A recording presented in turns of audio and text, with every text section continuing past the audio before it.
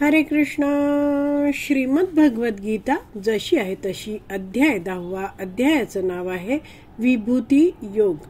14वा श्लोक वाचायला सुरू करत आहोत. त्याआधी श्रील प्रभुपादांना प्रार्थना करूया. हे श्रील प्रभुपाद, आम्ही भगवद्गीता हा ग्रंथ वाचून समजून घेण्याचा प्रयत्न करीत आहोत. त्यासाठी आम्हाला आशीर्वाद द्या. धन्यवाद प्रभुपाद. तर आपण जाणतोय की भगवान श्रीकृष्णांनी 10.8 ते 11 या श्लोकांमध्ये चतुश्लोकी भगवद्गीता अर्जुनाला सांगितली आणि त्यानंतर अर्जुनाने 12व्या श्लोकापासून बोलायला सुरुवात केली आहे. 12 आणि 13 मध्ये तो भगवंतांचं गुणगान करतो आहे आणि म्हणतो आहे की भगवंता, तुम्ही जे ज्ञान दिलं आहे स्वतःबद्दल ते अनेक साऱ्या ऋषींनीही सांगितलं आहे असं तो म्हणतो आहे. आणि आता या 14व्या श्लोकात पुढे अर्जुन म्हणतो आहे, वाचूया. सर्वम एतत् ऋतं मन्ये यत् मां वदसि केशव नहि ते भगवन् व्यक्तिं विदुः देवान दानवा. भाषांतर. हे कृष्ण, तुम्ही जे सर्व मला सांगितले आहे ते मी पूर्णतया सत्य मानतो. हे भगवन, देवता तसेच दानव तुमचे व्यक्तित्व जाणू शकत नाहीत. तर शब्द आपण बघूया. सर्वम एतत् ऋतं मन्ये. सर्वम एतत्, जे काही तुम्ही याप्रमाणे आता सांगितलंय मला, ऋतम सत्य, मन्ये मी स्वीकारतो. यत् मां वदसि केशव, तुम्ही हे जे काही मला सांगता आहात हे केशव कृष्ण, मी हे सगळं सत्य म्हणून स्वीकारतो आहे. दुसऱ्या ओळीत म्हटलंय नाही ते भगवान व्यक्तिम. तर न म्हणजे कधीच नाही, ही निश्चितच. ते तुमच्या हे भगवंता व्यक्तित्व, व्यक्तिम म्हणजे व्यक्तित्व. तर भगवंता तुमचं व्यक्तित्व आहे ते निश्चित जाणू शकत नाहीयेत. कोण जाणू शकत नाहीयेत? पुढे दिलंय बघा. विदू म्हणजे जाणू शकतो आणि कोणाबद्दल हे म्हटलंय की न हे जाणू शकत नाहीयेत. देवाहा न दानवाहा, म्हणजे देवता तसेच दानव हे दोघेही भगवंतांचं व्यक्तिमत्व जाणू शकत नाहीत. का बरं जाणू शकत नाहीयेत? हे आपण आधीच्या श्लोकांमध्ये बघितलं होतं. का? कारण भगवान श्रीकृष्ण हे सगळ्यांचे आदि पुरुष आहेत, सगळ्यांचे भगवंत स्रोत आहेत आणि त्यामुळे भगवंतांना पूर्णपणे कुणीही जाणू शकत नाही. जेव्हा एखादा व्यक्ती भगवान श्रीकृष्णांची भक्ती करतो आणि भगवान श्रीकृष्ण त्याची प्रामाणिकपणे भक्ती करण्याची ही भावना आहे, त्याची सेवा आहे, ती पाहतात आणि मग भगवंत संतुष्ट होऊन त्या भक्ताला स्वतःविषयी थोडे थोडे ज्ञान प्रदान करतात.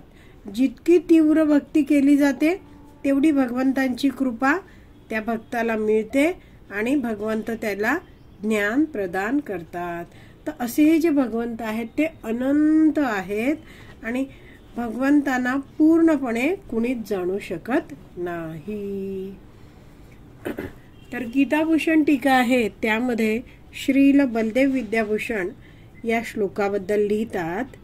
इथे भगवान श्रीकृष्णांना अर्जुन केशव म्हणून संबोधित करीत आहे. जर आपण पहिली ओळ बघितली तर त्याचा शेवटचा शब्द आहे बघा, केशव. हे कृष्ण. तर अर्जुन म्हणतो आहे, हे केशव, तुम्ही जे काही सांगितलं ते सगळं मी सत्य मानतो, स्वीकारतो. मी तुमची खोटी खोटी प्रशंसा करीत नाहीये असं अर्जुन म्हणतो आहे. तर केशव या शब्दाचा अर्थ इथे श्रील बलदेव विद्याभूषण लिहित आहेत. क म्हणजे ब्रह्मदेव, अधिक ईश म्हणजे काय आहे, केश एवढं होतं. तर क म्हणजे ब्रह्मदेव आणि ईश म्हणजे शिवजी. मग क अधिक ईश, केश, इतक्या अक्षरांचा अर्थ कळला. मग शेवटचा शब्द या केशव मधला शेवटचं अक्षर राहिलं व. तर व म्हणजे वयसे, अर्थात तुम्ही बांधता. तर अर्जुन भगवंतांना केशव म्हणतो आहे. तर या केशव या शब्दाचा अर्थ आहे, हे भगवंता, तुम्ही स्वतःच्या तत्वज्ञानाला लपवून ब्रह्माजी आणि शिवजींना सुद्धा बांधता, बद्ध करता. तर कधी कधी हे दोन देवता सांगितलेत, ब्रह्माजी आणि शिवजी, हे सुद्धा भ्रमित होतात आणि स्वतःला ईश्वर मानतात. तर याबद्दल वैष्णव आचार्य समजवतात की भगवान श्रीकृष्ण हे परम नियंत्रक आहेत, परमेश्वर आहेत. मात्र सगळ्या जीवांना काय वाटत असतं? त्यांना वाटत असतं की मी स्वतंत्र आहे, मी कुणाच्याच नियंत्रणात नाही, कुणाच्याही मदतीविना मी जगू शकतो, कोणतेही कार्य करू शकतो. पण आपण नीटपणे जाणलं पाहिजे. वैष्णवाचार्य म्हणतात की विचार करा, स्वतःला प्रश्न विचारा, हे शरीर मला कुणी दिलं? भगवंतांनी दिलं.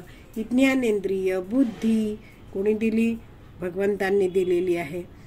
हा सूर्य आहे ज्याच्याकडून आपण प्रकाश घेतो. आपण ज्या पृथ्वीवर उभं राहतो, ही पृथ्वी भगवंतांनी दिली आहे. हवा, पाणी सगळंच आपल्याला भगवंतांकडून प्राप्त झालेलं आहे. आणि म्हणून आपण एखादं मोठं कार्य जरी पार पाडू शकलो तरी त्याबद्दल मी हे केलं, माझ्यामुळे हे झालं, असं आपण अहंकार करू नये. कारण सगळ्या गोष्टी आपल्याला भगवंतांनी पुरवलेल्या आहेत आणि त्या सगळ्या मदतीने आपण कोणतंही कार्य करू शकतो. तर श्रील बलदेव विद्याभूषण पुढे लिहितात की 10.2 या श्लोकामध्ये भगवान श्रीकृष्णांनी आधीच सांगून ठेवलं आहे. 10.2 श्लोक आहे, त्याचं भाषांतर ते तिथे लिहित आहेत. आपण सुद्धा तो श्लोक काढूया आणि वाचूया. भगवंत म्हणत आहेत, माझी उत्पत्ती आणि ऐश्वर्य देवतांना कळत नाही, तसेच महर्षींनाही कळत नाही. कारण सर्व प्रकारे देवतांचे आणि महर्षींचेही मूळ मीच आहे. तर त्यांच्या आधीच मी आहे, मीच त्यांना प्रकट केलं आहे आणि त्यामुळे ते माझी उत्पत्ती किंवा माझं ऐश्वर्य आहेत ते देवता आणि ऋषीगण जाणू शकत नाहीत. तर अर्जुन हा भगवान श्रीकृष्णांना संबोधित करताना म्हणतो, हे भगवंता, हे सर्वेश्वर, हे अतिशय ऐश्वर्य निधे. ऐश्वर्य निधे म्हणजे काय आहे? प्रचंड ऐश्वर्य आणि विभूती, शक्ती असलेले भगवंत. तुमच्या परब्रह्मत्व आदी गुणांनी युक्त श्रीमूर्तीला म्हणजे व्यक्तित्वाला देवता आणि दानव जाणत नाहीत. ते विचार करतात. कोण विचार करतात? हे देवता आणि दानव हे विचार करतात की तुम्ही अन्य व्यक्तींसमान आहात आणि अशा प्रकारे विचार केल्यामुळे ते तुमची अवहेलना करतात. तर आपण जर 10.14 हा जो वाचतो आहोत श्लोक, त्याची दुसरी ओळ बघितली तर दिलाय बघा, नाही ते भगवान व्यक्ती. तर हे भगवंत तुमचं जे व्यक्तित्व आहे, व्यक्ती म्हणजे व्यक्तित्व आहे, ते हे देवता तसेच दानव जाणू शकत नाहीत. तर वैष्णव आचार्य समजावतात की देवता कशा प्रकारे भगवंतांचं हे व्यक्तित्व जाणू शकत नाहीयेत. तर हे समजण्यासाठी आपण काही उदाहरणं जाणून घेऊया. आज आपली विराम द्यायची वेळ झाली आहे आणि त्यामुळे ही सगळी उदाहरणं आहेत ती आपण उद्याच्या भागात वाचणार आहोत. आज इथेच विराम देऊया. श्रीमद भगवद्गीता की जय. श्रील प्रभुपाद की जय. हरी बोल.